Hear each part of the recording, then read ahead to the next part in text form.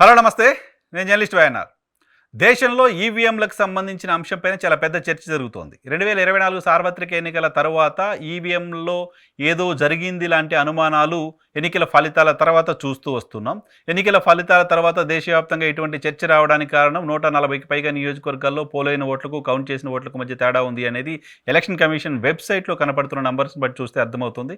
ఇదే విషయాన్ని కొన్ని మీడియా సంస్థలు బయటికి తీసుకురావడంతో, కొంతమంది వ్యక్తులు ప్రశాంత్ భూషణ్ లాంటి వాళ్ళు మాట్లాడడంతో దీనికి దేశవ్యాప్తంగా దీనిపైన చాలా పెద్ద చర్చ జరుగుతోంది. అలాగే ఆంధ్రప్రదేశ్కి సంబంధించి కూడా అక్కడ కొన్ని రాజకీయ పార్టీలు కూడా ఈ తరహా స్టేట్మెంట్స్ చేస్తున్నాయి. ఆంధ్రప్రదేశ్లో ఎన్నికల్లో ఓటమి పాలైన వైఎస్ఆర్ కాంగ్రెస్ పార్టీకి సంబంధించిన నాయకులు ఆంధ్రప్రదేశ్లో ఈవీఎంలు ట్యాంపరింగ్ జరిగాయి, ఇంకేదో చేశారంటూ మాట్లాడుతూ వస్తున్నారు.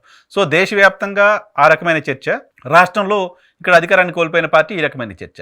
ఈ చర్చలు ఇలా ఉండగానే మహారాష్ట్రకు సంబంధించిన ముంబై వాయువ్య నియోజకవర్గానికి సంబంధించిన ఒక అభ్యర్థికి సంబంధించిన బంధువు ఒక ఈవీఎంని సెల్ఫోన్కి ఓటీపీ తీసుకోవడం ద్వారా దానిలో ఏదో నంబర్స్ని మార్చారు అంటూ ఒక వ్యవహారం బయటకు వచ్చింది. దానికి సంబంధించి కూడా ఇంకా విచారణ, దానికి సంబంధించి ఏం జరిగింది ఏంటి తెలుసుకునే ప్రయత్నం చేస్తున్నారు.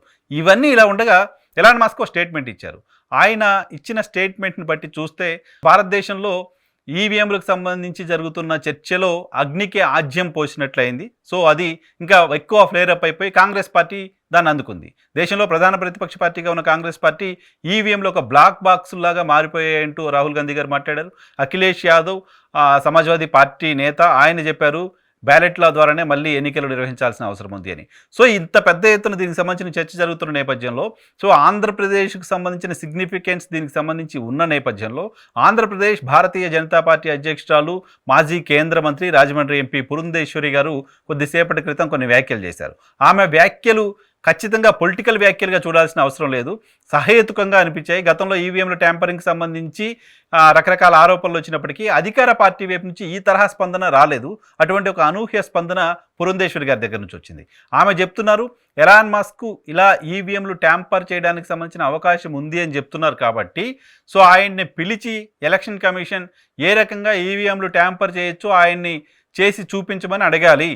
ఆయన ఎలా ట్యాంపర్ చేయగలుగుతారో, ఏ రకంగా ట్యాంపర్ చేయడానికి సంబంధించిన అవకాశం ఉందో ఎలాన్ మస్క్ని అడిగి ఎలక్షన్ కమిషన్ తెలుసుకోవాలి.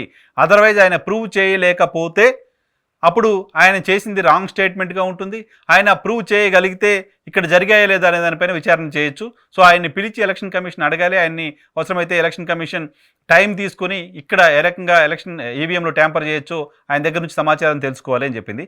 ఇది చాలా ఇంట్రెస్టింగ్ స్టేట్మెంట్. ఒక అధికార పార్టీకి సంబంధించిన ఎంపీ వైపు నుంచి వచ్చిన స్టేట్మెంట్గా చూడాలి. అధికార పార్టీకి సంబంధించిన ఎంపీ, మాజీ కేంద్ర మంత్రి రాజీవ్ చంద్రశేఖర్ చెప్పారు, అసలు మిగతా దేశాల్లో వాడుతున్న ఈవీఎంలకు మనకు సంబంధం లేదు, ఇక్కడ అటువంటి ఛాన్సే లేదు, ఎలాన్ మస్క్ ఏదో పొరపాటుగా మాట్లాడారు అన్నారు. బట్ భారతీయ జనతా పార్టీకి సంబంధించిన ఎంపీ మాట్లాడుతున్నారు, దానిపైన విచారణ చేయండి అంటే ఎలక్షన్ కమిషన్ కోరుతున్నారు ఆమె. ఎలక్షన్ కమిషన్ ఆ దిశగా చర్యలు తీసుకుంటుందా?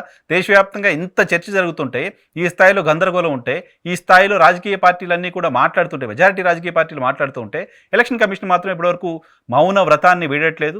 ఆ మౌనం ఎప్పుడు ఎలక్షన్ కమిషన్ వీడుతుందో కూడా అర్థం కాని పరిస్థితి కనపడుతుంది. భారతీయ జనతా పార్టీకి సంబంధించిన కేంద్ర నాయకత్వానికి సంబంధించిన వైఖరిని పురంధేశ్వరి గారు చెప్పారా, లేకపోతే పురంధేశ్వరి గారు కేవలం విమర్శ కోసం చేసిన మాటగా, వ్యంగ్యంగా మాట్లాడిన మాటగా దీన్ని చూడాలా అనేది ఆలోచించాల్సిన అవసరం ఉంది. అయితే భారతీయ జనతా పార్టీ రియాక్షన్ మాత్రం, భారతీయ జనతా పార్టీ అధికారికంగా మాత్రం దీనిపైన ఇప్పటివరకు ఒక ప్రాపర్ రియాక్షన్ ఏంటి అనేది చెప్పలేదు. రాహుల్ గాంధీ స్టేట్మెంట్ తర్వాత కూడా దీనిపైన భారతీయ జనతా పార్టీ స్పందించడానికి ముందుకు రాలేదు. భారతీయ జనతా పార్టీ మాత్రమే కాదు, ఎలక్షన్ కమిషన్ కూడా దీనిపైన స్పందించకపోవడం అనేది ఆసక్తి కలిగిస్తోంది. ఈ వ్యాఖ్యలు, ఈ దుమారం మరికొంతకాలం పాటు ఇలాగే కంటిన్యూ అయ్యే వాతావరణం కూడా కనిపిస్తోంది.